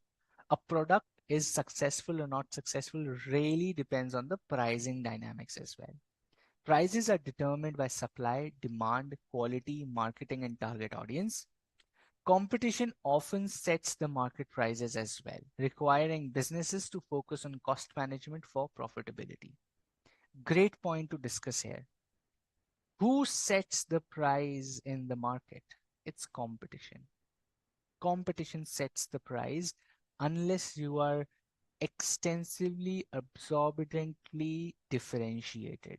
Unless आपके पास कुछ ऐसा है जो किसी के पास नहीं है, then you can charge a lot of money. But if you're selling something that everybody else is offering or there are substitute products, you cannot charge a lot of money. So competition will set your prices. Netflix at 99 rupees a month because Disney Hotstar दे रहा है, Jio Cinema दे रहा है. Okay, they are giving 29 rupees a month, 59 rupees a month, YouTube Premium at 129 rupees a month. Netflix cannot go and say, okay, I will charge 700 rupees a month. People are like, "Oh, do everything. We'll go to Disney Hotstar. Who cares? Or we'll go to Amazon Prime." Competition is setting price for them because they're not too differentiated. They have a differentiation. They have better shows. Let's say I'm not giving an opinion. I'm just giving maybe Amazon Prime has better shows, so you go and buy that. So you can have better shows, but you're not so differentiated कि कल को लोग आके they just pay absorbent money for your services. Okay. Then is product features for satisfaction. A product should have features that satisfy the consumer needs and they impact pricing. Features are adjusted during development to enhance the user experience. The smartwatches 2 years ago versus the smartwatch today, massive enhancement. Okay. Products are pivotal for business, which means products are the center of the business operations. Everything revolves around the product. They drive production, quality, sales, marketing, and logistics activities. Everything and anything is around the product in a business. Product life cycle, we'll talk about this. Every product has a life cycle. It goes up and it comes down. Everything that goes up comes down happens in products as well. It's called product life cycle. We'll study about that in depth. Okay. So for a product, what are essential is it can either be tangible, intangible, the pricing dynamics, the product features. The products are pivotal for business. They're the center of all decision making. And there is something called as product life cycle, which we will just study in a few minutes. Okay. Any questions so far on products?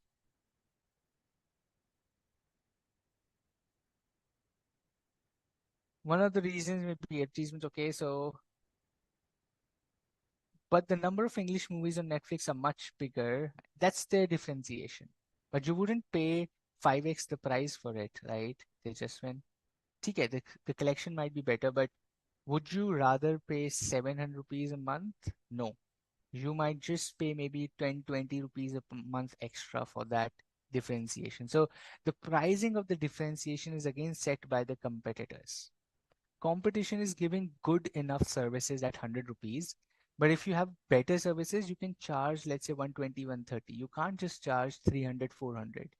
3x, 4x price तो नहीं बिकेगा.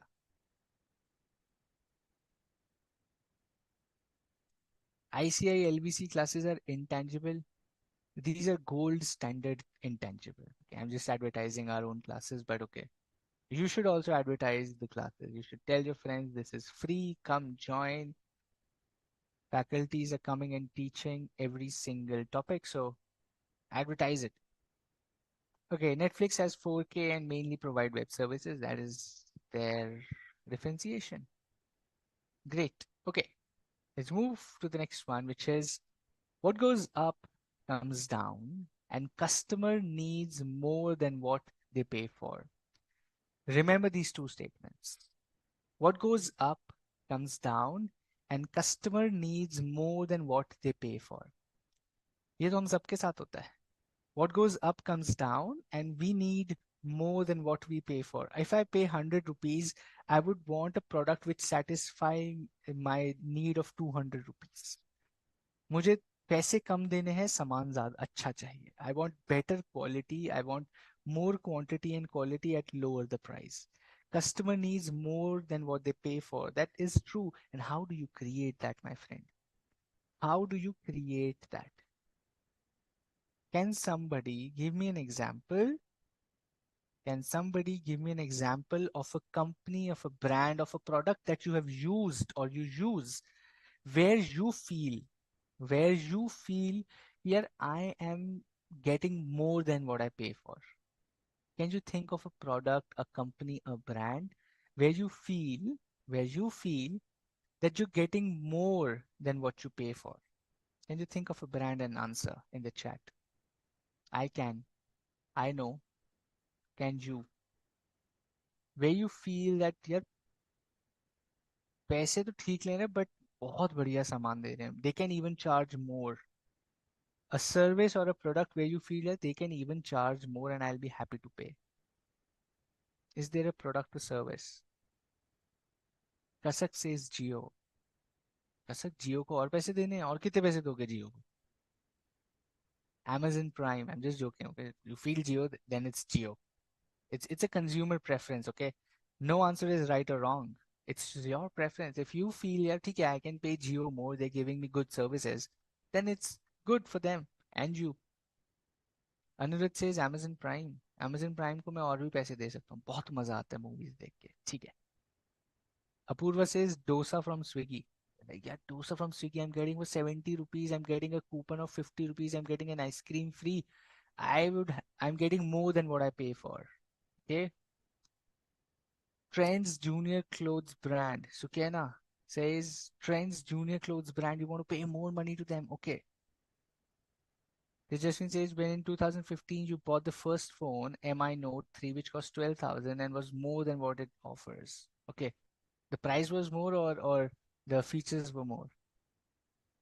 Oh, Kasak said no. Previously when Geo started. Okay. Then that's fine.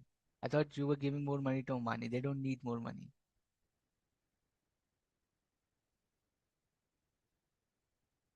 Okay, in Tamil Nadu, we have Santhi Gears, which provides full metals for just 20 rupees. I think it can charge more. Okay, Pooja, that's a great thing, right? Where you feel that they're giving more than what they charge for. And that's a very interesting position to be in as a business because that gives you a leeway to grow your prices. You can take a price increase and people won't go away. You would not lose customers if you're offering them more than what they probably think they are paying for. Classic example, okay? You guys maybe did not point that out, but let me help you. Classic example in e-commerce is free delivery, okay? If you have a cart of over 500 rupees, the delivery is free. Now your brain starts saying, if I go and collect all of this thing, I would take an auto, I would take a cab or a train or a bus or go on my scooty. I will have to spend on the petrol, the heat, the pollution, the noise. I will have to wear good clothes and I have to go to the market and all of that, go shopping. I will eat something if I go out. I will eat something as well. So to buy a pair of jeans, if I have to go out and I buy a pair of jeans for let's say 1500, 2000 rupees or whatever the price is, I would spend another 500, 600 rupees on traveling and food itself. This delivery is free and I'm getting a 20% discount. I'm getting the jeans for 1600 rupees sitting at my home. I can return it anytime. So the amount of money I am paying to get things delivered my home is just uncomparable to the amount of money I would spend go out shopping. Okay, the experience might be different, but we are talking about what am I getting by paying for it. Okay, the experience of shopping physically is way different, but for me, getting stuff at home without even spending money on going out is a no-brainer. It's more beneficial for me. Okay. So I, as a customer, I'm getting more than what I pay for. I'm getting a discount. I'm getting things for free. I can return it anytime. I'll get the money instantly in my bank account. What else do I need? I'm getting more services than I think I deserve at the price they are charging. That is what e-commerce is playing on. That is what e-commerce is playing on. At tourist places, we pay more than getting anything. That's again, that's a tricky thing. You feel you're paying 200 rupees just to see a monument. You're like, dude, I can see that through my own eyes. Why am I paying 200 rupees to just look at the building? But that's how tourist locations are. That is how they're meant to be. Interestingly, foreigners pay 5x the price for a monument than you. If your ticket is 20 rupees, foreigners pay 100 or 200 rupees for the same thing. Incredible India. Okay, the two main theories we're going to talk about now is product life cycle and value chain analysis. They're coming from these things, okay? They're coming from these two statements. What goes up comes down. That's called product life cycle. What goes up comes down. What goes up comes down. Introduction, growth, maturity, decline. Every product has a product life cycle. Every product will be introduced, it will grow momentum, people will like it will stagnate, it will go there and it will go down. Examples being LCD TVs, plasma TVs, right? Everybody switched from that box dabba TV. We used to have those box TVs. Everybody moved on to LCD TVs, to plasma TVs. To today we have HD LED TVs. So the product life cycle of the LCD or plasma is they were introduced, they grew like anything, they stabilized. New technology came in and they declined and went out of business. Okay, button phones, QWERTY keyboard phones, introduction, growth, stagnated, decline. Think about any product. Every product has a product life cycle. The products you are buying today, the products you are using today are either at introduction, growth, maturity, or decline. You can define it yourself. For example, today we are using internet, okay? Wired internet. Today we are using internet modems. Everything is wired. There are so many wires across our houses. The Airtel and Geo and Act FiberNet or whatever internet you use, they have so many wires running around your houses, okay? Wired internet, it's at growth stage right now. It was introduced, now everybody has it. It's growing. Everybody is buying three modems.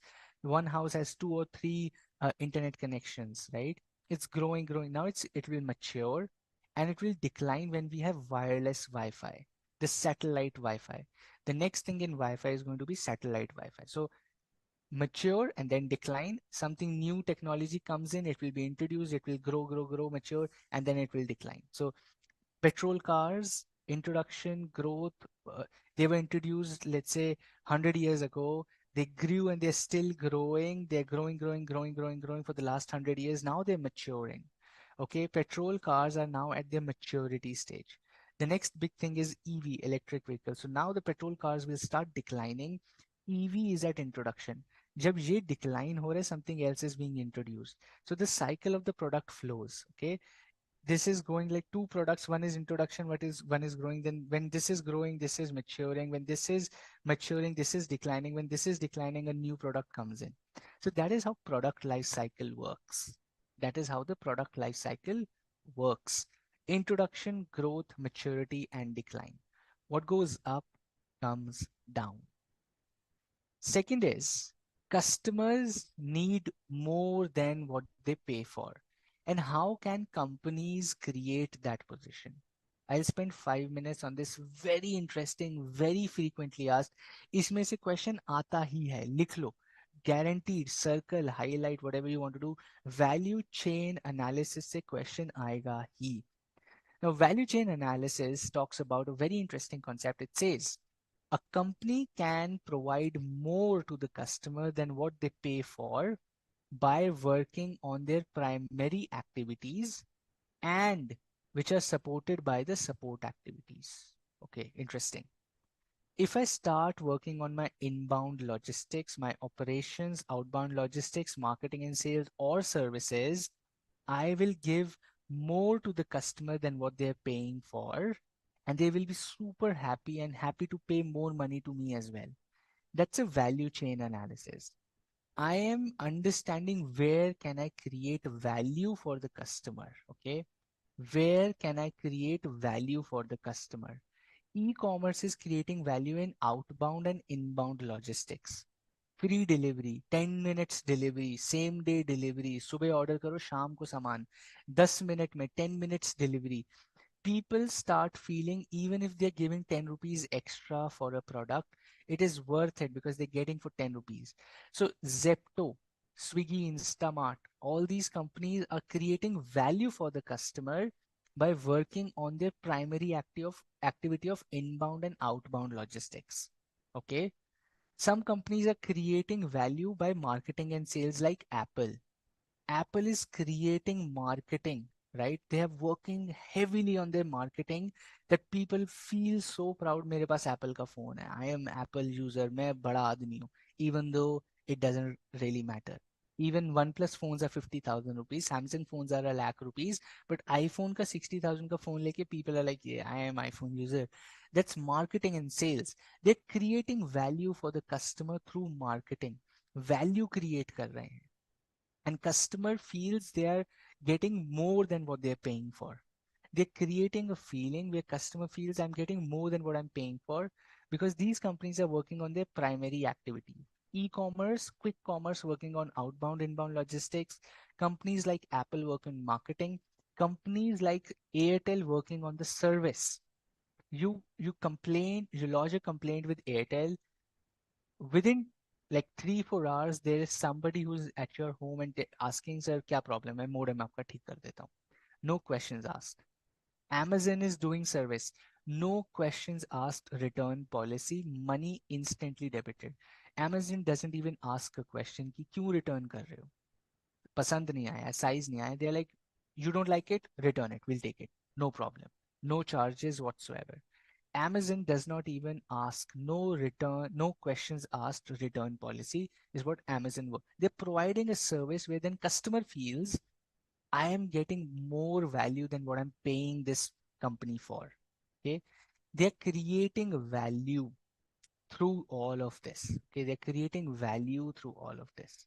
Now, like operations, there are certain places where you go, let's say, when you go to watch a movie in a cineplex and you feel, yeah, if I even if I'm paying 300 rupees, the experience I get, the recliner, the leather recliner, the sound system, the screen, I am getting complimentary food, let's say, the operations, the entire thing, I feel, man, I'm getting so much more than what I'm paying, let's say, a 300 rupees.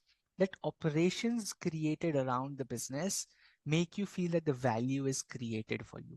It is called value chain analysis.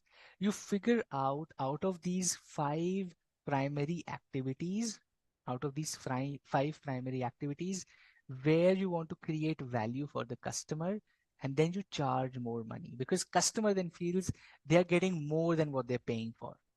And these primary activities are supported, or you can execute these primary activities through support activities, which is your talent team, your team employees, which is human resource, the technology you have, the procurement you do, and the entire organizational structure, your leadership team, the business, how the business model, revenue model, your organizational leadership, your investors, your mentors, all of that.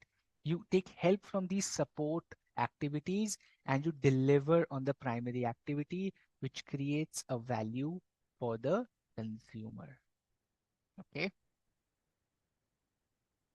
With that, let's stop here. It's 9:05 for this for the chapter today. Okay. And I'll open for questions in next 1 minute. I'm just going through the chat. Okay, iPhone previous version price after new launch decline. Yeah, they're creating value again. You're feeling you're getting more at a lower price. Is PLC product a generic concept or can be said to apply specific brand as well? It is a generic across the world, across the product. It is generic. Can you differentiate between product life cycle and industry life cycle? It's almost the same. The concept is the same. You just apply it to a product or an industry or even a person. Shah Rukh Khan introduced grow, matured, decline. Okay. So new actors are coming. Even people have product life cycle. Okay. Or life cycle for that matter, fame life cycle. The YouTubers you used to watch 5 years ago, you're not watching those YouTubers today. They introduced, grew, matured, now they decline. They're nowhere, right? Everything has a life cycle, and which is this life cycle only. You can apply it to anything. Okay, let's stop here and I'll open for Q&A. If you guys have questions, the next 10-15 minutes, I am also on chat. You can ask your questions on the chat. If you want to unmute yourself, you can ask questions, but preferably on the chat then. Let's spend another 10-15 minutes for questions on the chat, okay? On which primary activity a service industry should focus, for example, a CA firm? It should really work on operations, right? If you're giving people the work on time, high quality work, they're going to feel they're paying less and you're giving them more. So give them high quality work on time so that they're not paying penalties for delayed filings and all of that. Okay. Go ahead. It is your time. Ask as many questions as you can. Happy to answer.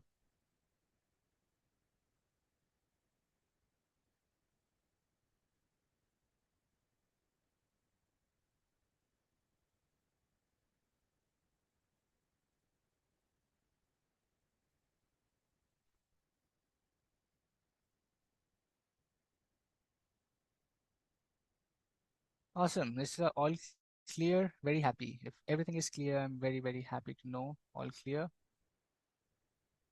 What about others?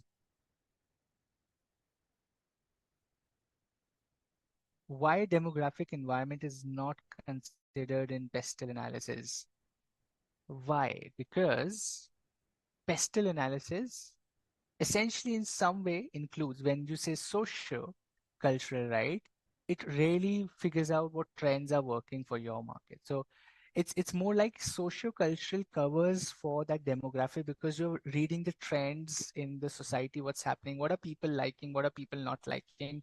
So essentially pestle analysis very briefly covers demographic under social. It's not outlined per se outrightly, but yes.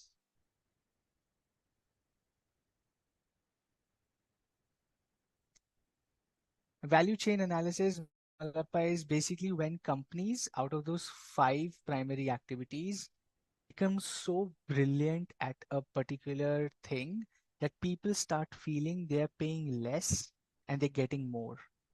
If company is delivering something with so much excellence that the people start feeling that I'm paying less and getting more, that's a value chain analysis. And companies do value chain analysis to figure out in which thing can they be excellent to create that feeling for the consumer. It can be marketing, it can be product, it can be operations, it can be logistics. That's what the company has to find out. Case study for value chain next class when we complete this chapter. So next class we will complete this chapter and I have few really good questions for you as well. If not next class, next to next, I will do a revision, 30-minute only questions revision for you for sure. Okay. All business case questions, how questions come in the examination, we'll do that. So don't worry. I have a lot of questions, practice questions for you. Okay, Jasmine will do that.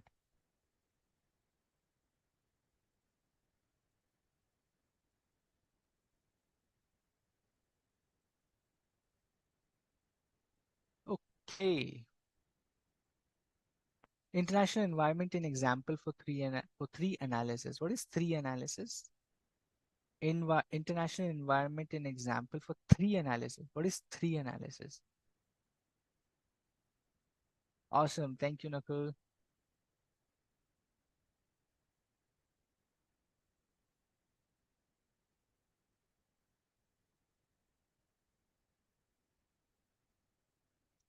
Cool. Okay. Can you please give examples in finance for value chain analysis? Absolutely. So finance generally, finance in terms of financial company or finance. See, financial companies can really work on operations is what we were talking about, but finance per se is not a primary activity. So you can't really offer great financing to people. Thanks, Tejaswin. Thanks, Vibhor.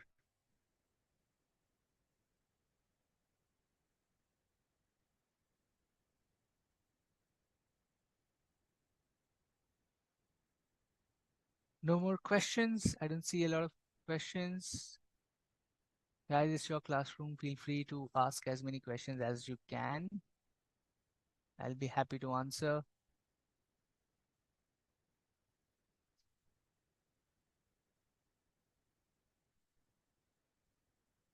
Okay, so Srinivasan, you're talking about finance company, right? It's operations. Excellent quality work, on time work, right? That's going to make a difference for the consumer. So if you're charging, let's say, 5,000 rupees for filing an income tax return, okay, which is big amount for India, right? People generally don't pay so much. But if you're charging 5,000 rupees and you're giving excellent services, you're guiding them where to invest, you're guiding them how to manage their money, you're educating them, you're giving them business ideas to grow as they file their income tax return. People like, dude, my 5,000 rupees are worth it. You give me so much knowledge, you share so much insights. It's fantastic. That's the kind of value chain analysis you're doing as a finance company. Inbound outbound logistics is inbound is inward supply chain, outbound is outward. Returns आते हैं वो inbound है, सामान जा रहा है, we're giving out, we sell all the trucks and all the cars and tempos going out of the factory is outbound. All the raw material coming into the factory is inbound. Operations and service. Okay. Now, service is after sales service. Operations is the way you operate. Service is after sales service, Tejaswin. Okay. The lecture which you are watching right now, it's already there on YouTube. You can go and watch on YouTube. YouTube पे तो हमेशा ही रहता है lecture. So you can go and watch. You can watch on the BOS uh, app also. Training employees for more efficiency is a primary activity service area. It's service area. But training employees is human resource management. It's a supporting activity which eventually leads to a good service. So training employees is more like a supporting activity in human resource management, which eventually helps in providing great services.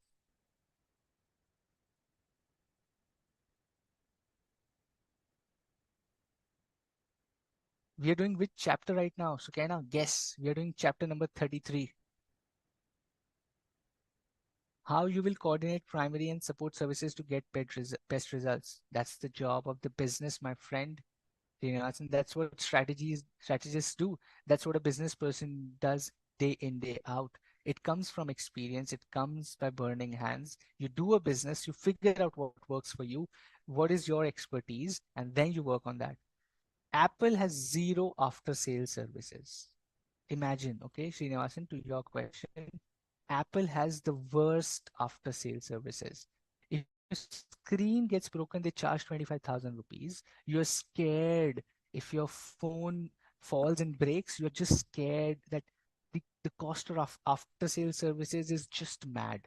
Okay, the battery changed for 15,000 rupees. Worst after sales services, still Apple is the favorite with people. So they know which place to capture the market. That's marketing, social upliftment. They're working on marketing. Apple, Apple, Apple, Apple. That's marketing. After sale services, zero.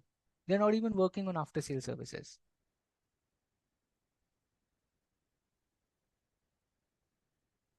Like ICAI providing free books and free virtual classes for students is a good example of value chain analysis. Yeah, that's operations. And even after sales services, you, even after becoming a CA, you're valued like anything by the institute. It's not like you're not valued any further. You're even valued more. The value chain analysis. CA is doing good value chain analysis. Kiran, we did two examples for pestle analysis. You can go back and probably watch the lecture. If you're still confused, next class, ask me again. We did pestle analysis with two big examples, Bisleri and Sagaratna already.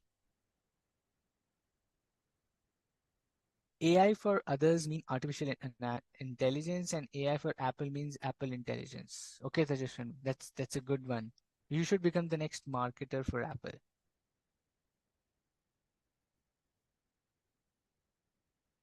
Okay, awesome. I think there are no more questions. I've answered almost all questions. If you're still left, we have more classes coming up. I'm with you for the next few more classes. Chapter 2 complete karenge, chapter 3, 4, 5. We'll be quick. Chapter 2 is long one. Chapter 4 is a bit long one, but we'll see. We'll do it well within the schedule or even before the schedule. So we'll see. So rest assured. With that, let's wrap up for today, my friends. I see all questions have been answered. Thank you so much for joining. I'll see you next week with this chapter where we'll do Michael Porter's Five Forces, again with a lot of examples.